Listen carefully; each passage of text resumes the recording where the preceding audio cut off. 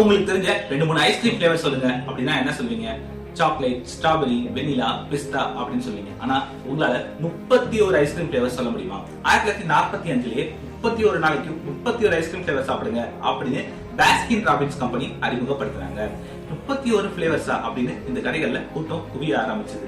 இந்த Baskin Robbins கம்பெனியை உருவாக்குனது யாரு அப்படின்னா ஈரூப் ராபின்ஸ் மற்றும் பர்ட் பாஸ்கின்ஸ் அப்படின்ற 2 பேர் தான் இந்த கடையை தொடங்கினாங்க. 31 விதவிதமான ஃபிளேவர் இருந்தது. டேஸ்டும் நல்லா இருந்தனால நாளுக்கு நாள் கடையோட வியாபாரம் பெருகிக்கிட்டே இருந்துச்சு. ஒரு கடை 2 கடையாச்சு, 2 கடை 10 கடையாச்சு, 10 கடை 50 கடையா மாறிச்சு. இவங்க 2 பேருமே, இந்த ஓனர்ஸ் 2 பேருமே சொந்தக்காரங்க தான். இவங்களுக்கு அடுத்து இந்த கடையை பார்த்துக்க வேண்டியது யாரு அப்படின்னா அந்த ஈரூப் ராபின்ஸ் அவர்களோட பையன் ஜான் ராபின்ஸ் அவர்கள் தான். எல்லாம் சரியா போயிட்டு இருந்த இந்த நேரத்துல தான் ஈரூப் ராபின்ஸ் அவர்கள் ஹார்ட் அட்டாக்னால தன்னோட 54 வயசுலயே இறந்து போயிட்டாரு.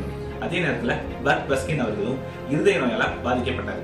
அப்போ இவங்களுக்கு அடுத்து கடையை பார்த்துக்க வேண்டியது ஜான் ராபின்ஸ் அவர்கள் கடையோட வியாபாரத்தை எப்படி பெருக்கிறது அப்படின்னு யோசிக்காம தன்னுடைய உறவினர்கள், தன்னோட அப்பா இவங்க எல்லாம் ஏன் இந்த மாதிரி இருதய நோயால அடிக்கடி பாதிக்கப்படுறாங்கன்னு ரிசர்ச் பண்ண ஆரம்பிச்சாரு. அப்போ அவர் கண்டுபிடிச்ச விஷயம் என்ன அப்படின்னா இந்த மாதிரி பால் மற்றும் பால் சார்ந்த பொருட்களை அதிகமா எடுத்துக்கிறதுனாலதான் நம்மளுடைய உறவினர்கள் சீக்கிரமே இறந்து போயிடுறாங்க அப்படிங்கறத அவர் கண்டுபிடிச்சாரு. அப்போ அவர் என்ன பண்ணாரு அப்படின்னா இனிமே பால் மற்றும் பால் சார்ந்த பொருட்களை நம்ம எடுத்துக்கவே கூடாது அப்படின்னு நினைச்சாரு.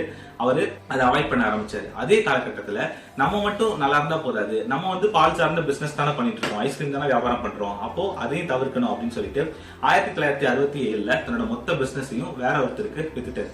இதன் பிறகு இவர் வெளியூர்களுக்கு, நிறைய வெளிநாடுகளுக்கு போனாரு. ஜப்பான், சீனா, அங்க உள்ள மக்களை சந்திச்சு அவங்க எல்லாம் எப்படி 90 வயசு வரைக்கும் 100 வயசு வரைக்கும் ஆரோக்கியமா வாழ்றாங்க அப்படின்னு நிறைய பழங்குடியின மக்கள் எல்லாம் ஆராய்ச்சி செஞ்சு 2-3 புத்தகங்கள் எழுதினாரு. Healthy at 100, new diet for America அப்படின்னு 2-3 புத்தகங்கள் எழுதினாரு. அந்த புத்தகங்கள் சொல்லப்பட்ட முக்கியமான 3 விஷயம் என்ன அப்படின்னா, முதல் விஷயம் அப்படின்னா நீங்க உங்களால எவ்வளவு சாப்பிட முடியுதோ அதுக்கு கம்மியா தான் சாப்பிடணும், 3/4 வயிறு தான் சாப்பிடணும். உங்களால 5 இட்லி சாப்பிட முடியுதுன்னா 4 இட்லியோட ஸ்டாப் பண்ணிக்கோங்க. உங்களால 3 தோசை சாப்பிட முடியுதுன்னா 2 தோசையோட ஸ்டாப் பண்ணிக்கோங்க.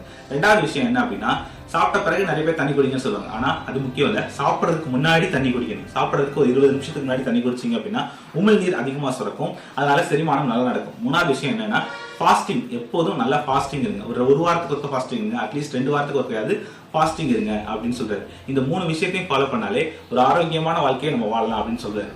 ஆனா சரி, இவ்வளவு விஷயங்கள் சொன்னாலே அந்த ஜான் ராபின்ஸ் எவ்வளவு வயசு வரைக்கும் வாழ்ந்தாரு அப்படின்னு கேக்குறீங்களா? அவருக்கு 77 வயசு ஆகுது. இப்போ வரைக்கும் ஆரோக்கியமா உயிரோட தான் இருக்கிறாரு. அது மட்டும் இல்ல, கடந்த 10 வருடங்களா அவர் ஹாஸ்பிட்டல் பக்கம் போனதே இல்லையா.